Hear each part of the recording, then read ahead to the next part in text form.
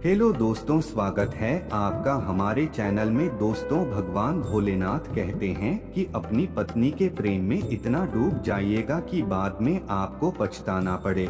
जैसे कि तुलसीदास जी अपनी पत्नी रत्नावली के प्रेम में इतने डूब गए थे कि उन्हें सिवाय अपनी पत्नी के कुछ नहीं दिख रहा था।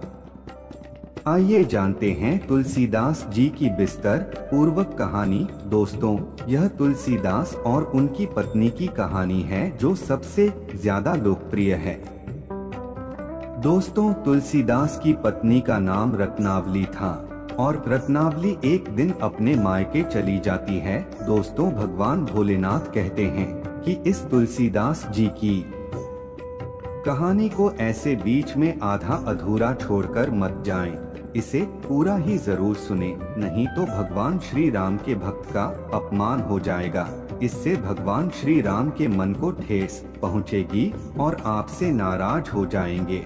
इसलिए इस कहानी को पूरा जरूर सुने। फिर दोस्तों, कुछ दिनों तक तुलसीदास रत्नावली के बिना रह लेते हैं, किंतु जैसे जैसे समय बीतता जाता है उन्हें रत्नावली की याद आने लगती है और उन्होंने काफी महीनों के बाद तुलसीदास निर्णय लेते हैं कि अब चाहे कुछ भी हो जाए मैं रत्नावली से मिलकर ही आऊंगा।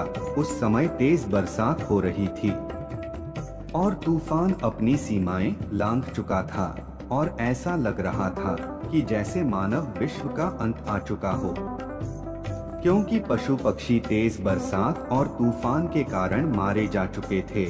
ऐसी भयंकर परिस्थिति में तुलसीदास ने निर्णय लिया है कि मैं आज रत्नावली से मिलकर ही आऊंगा, चाहे कुछ भी हो जाए। फिर तुलसीदास जी ऐसी परिस्थिति में भी रत्नावली से मिलने के लिए रवाना हो गए और फिर तुलसीदास रत्नावली से मिलने के लिए एक नदी पार करनी थी जो बहुत ही भयानक जा रही थी। फिर इतने में तुलसीदास को एक मृत व्यक्ति नदी में बहता हुआ आ रहा था। उन्होंने उसी को नाव समझकर उस पर बैठकर नदी पार कर ली और रत्नावली के घर के बाहर खड़े हो गए। फिर तुलसीदास जी खड़े होकर देख रहे थे कि रत्नावली जी का सायन कक्ष तो दूसरे मंजिल पर है, तो उन्हें वहां पर एक सांप लटकता हुआ दिखाई दे रहा था। फिर तो तुलसीदास जी ने बिना सोचे समझे ही उसी को ही मोटी रस्सी समझकर उसे पकड़कर ऊपर चढ़ गए और दूसरे मंजिल पर पहुंच ही गए। फिर तुलसीदास जैसे ही दूसरे मंजिल पर पहुंचे ही रत्नावली ने देखा तो उनकी आंखें खुली की खुली ही रह गईं। वह घबराते हुए बोली, स्वामी, आप इतनी भयंकर परिस्थिति में आप मुझे मिलने क्यों आए? ऐसी विकट परिस्थिति में आना असंभव है। तुलसीदास ने कहा कि मैं रत्नावली आपके बिना नहीं रह सकता हूँ, मैं तुझसे बहुत अत्यधिक प्रेम करता हूँ। यह सुनते ही रत्नावली ने कहा, स्वामी, इतना प्रेम मुझसे ना करिए। आपने हमारे प्रेम में सांप को रस्सी समझकर उसके सहारे आप यहाँ पर आए हो। अगर आपने इतना ही प्रेम प्रभु श्री राम के लिए किया होता तो वो साक्षात भगवान आपको प्राप्त हो गए होते। रत्नावली का जवाब सुनते ही तुलसीदास स्तंभ रह गए और यह बात उनके हृदय में बैठ गई।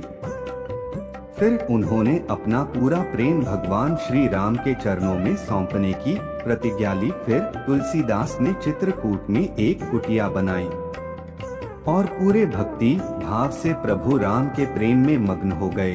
फिर उनकी भक्ति भाव और प्रेम की लगन को देखकर साक्षात राम जी और हनुमान जी को उन्हें से मिलने को आना ही पड़ा।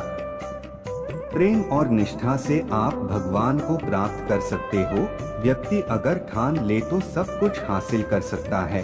दोस्तों, आपको यह कहानी कैसी लगी कमेंट करके जरूर बताएं। दोस्तों, इस कहानी में जो हम पर जो कुछ भी भूल चूक हो गई हो तो उसके लिए क्षमा याचना मांग रहे हैं आप सबसे। दोस्तों, आपको यह कहानी अच्छी लगी हो तो वीडियो को लाइक और चैनल को सब्सक्राइब जरूर कर लेना, ताकि आने वाली इसी तरह की हर कहानी की वीडियो आप तो सबसे पहले पहुंचे। धन्यवाद।